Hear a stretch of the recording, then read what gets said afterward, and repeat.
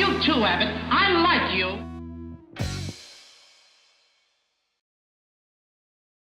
Groucho Marx called him the greatest straight man ever. Jerry Seinfeld called him the greatest straight man in the history of show business.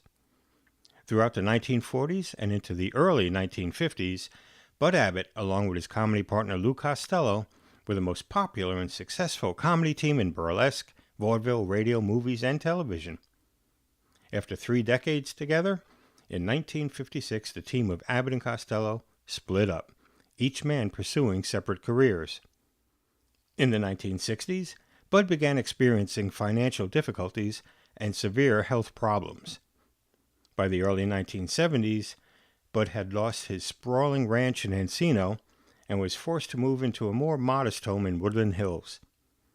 It was at that time, and in that home, that I met Bud Abbott.